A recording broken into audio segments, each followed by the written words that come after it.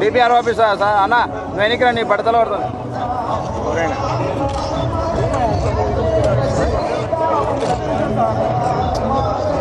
పడుతుంది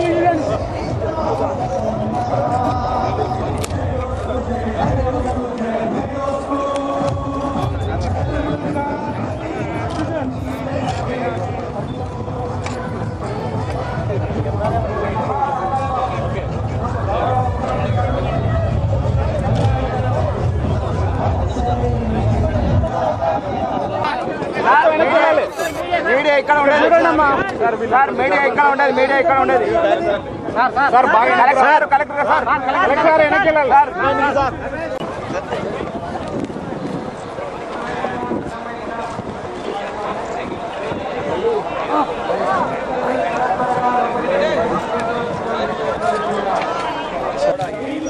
cell phone బాబు photo తీసుకుంటాం.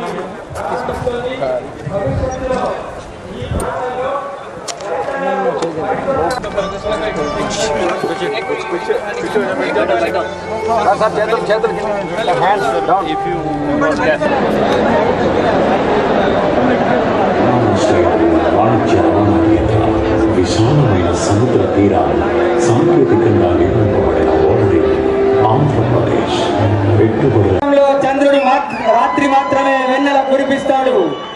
ఆంధ్రదేశంలో చంద్రుడు రేయింబవళ్లు ప్రగతి వెన్నెల కురిపిస్తూ రైతన్నల కళ్లల్లో కోటి కాంతులు విరబూయించేందుకు తరలి వచ్చిన కల్చరల్ ఫుడ్ ప్రాసెసింగ్ పార్క్ కు భూమి పూజ చేశారు. ఈ ప్రాంతం ఆంధ్రదేశంలోనే ఈరోజు జైన్ ఇరిగేషన్ ప్రాజెక్టు వారు ప్రారంభించినటువంటి భూమి పూజ కార్యక్రమానికి గౌరవ ముఖ్యమంత్రి గారు ఆనరులు శ్రీ నారా చంద్రబాబు నాయుడు గారు మన దగ్గర ఉండడము, మన సమక్షంలో ఉండడము చాలా సంతోషకరంగా ఉంది. ఆయనకు నా ధన్యవాదాలు. కాల్వ శ్రీనివాసరావు అదేవిధంగా ఫుడ్ ప్రాసెసింగ్ మంత్రి గారు అయినటువంటి అమర్నాథ్ రెడ్డి గారు అయితేనేమి ఇస్తున్నటువంటి ఈ యొక్క ప్రాజెక్టుకు అయితే ఇంతవరకు ఎవ్వరికి కూడా ఇన్ఫర్మేషన్ లేదు. ముఖ్యంగా ఇది అసైన్ ల్యాండు, టికెట్ ల్యాండు, దళితుల ల్యాండు. కానీ సుమారుగా మన రాష్ట్ర విభజన జరిగినప్పుడు అయితే మనం అనుకున్నాము, చంద్రబాబు నాయుడు గారు కూడా ఆశించినారు. ఎందుకంటే మనకు ఒక స్టేట్ అగ్రికల్చర్ యూనివర్సిటీ అయితే తెలంగాణ రాష్ట్రానికి పోయింది. మన రాష్ట్రంలో కూడా అటువంటి స్టేట్ అగ్రికల్చర్ యూనివర్సిటీ రావాల్సి ఉంది ఖచ్చితంగా.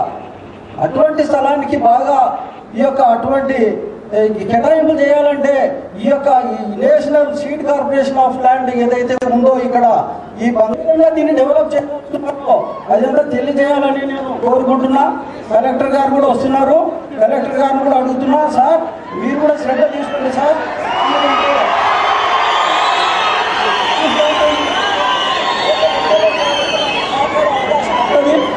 ఖచ్చితంగా కూడా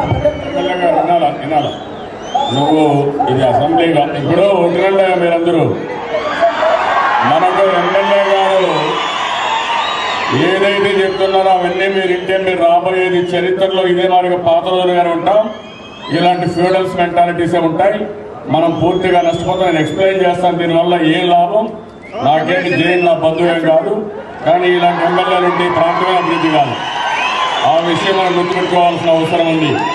నేను ఈరోజు ప్రపంచం తిరిగేది ఇండస్ట్రీస్ తేవడానికి వదిలిపెట్టరా, ఇంకా సరిపోయింది.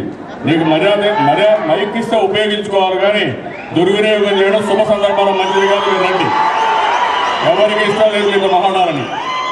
వాళ్ళకు ఉద్యోగాలు కావాలి, మీకు రాజకీయం కావాలి, ఆ రాజకీయాలు వద్దు, మీరు రండి. నువ్వు వచ్చేసి ఇంక చాలే రా, చాలు మర్యాదగా ఇచ్చిన మైక్ ఉపయోగించుకోవాలి, అటు కాకుండా చేస్తే మంచిది కాదు. శుభ సందర్భంలో ఈ మాట చేయడం మంచిది కాదు. మీకు మంచి జరగాలి, ఇక్కడ మంచి జరగడానికి రైతులుగా వద్దంటే ఇప్పుడే వెళ్ళిపోమంటారు స్త్రీని. మీరు వెళ్ళిపోతే మళ్ళీ మామూలుగా వీళ్ళ దేవ రాష్ట్రాల పేరు ఉంటారు. మీకు కావాలా మీరు డిసైడ్ చేసుకోండి. మీకు మంచి కావాలా లేదా? మంచి కావాలని కూడా గట్టిగా చెప్పండి, కూడా ఎమ్మెల్యే గారు చెప్పండి. అదే వాళ్ళ పబ్లిక్ సెంటిమెంట్. గట్టిగా ఇంకోసారి చెప్పండి కూడా చెప్పండి. డెవలప్మెంట్ చేసి చూపిస్తా. ఇప్పుడు ఆదాయం ఉంది ముందు అంటే సార్ ఈ సంవత్సరం మిరపకాయల రేట్ లేదు సార్. సార్ మిరపకాయల రేట్ రేట్ లేదు సార్. పత్తిలో బాగుంది, పత్తి పర్వాలేదు.